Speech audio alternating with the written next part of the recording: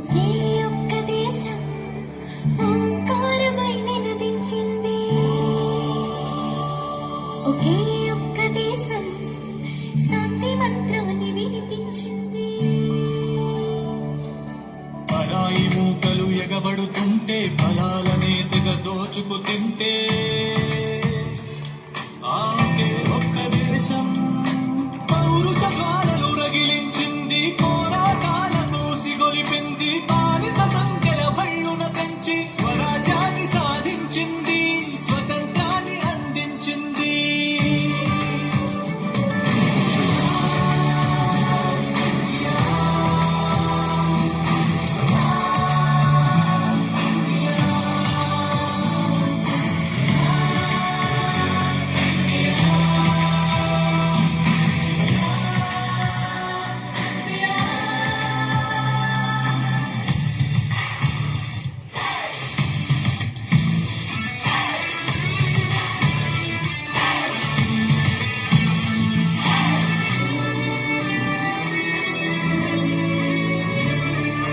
తక్కిన జాతులు అక్షర జ్ఞానము నిరుగని రోజుల్లో ఇక్కడ మాత్రము ఆత్మ జ్ఞానపు జ్యోతులు నింపింది.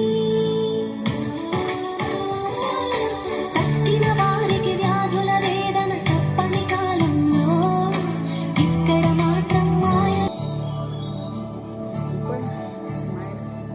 ఒకే ఒక్క దేశం ఓంకారమై నినదించింది. ఒకే ఒక్క దేశం శాంతి మంత్రాన్ని వినిపించింది.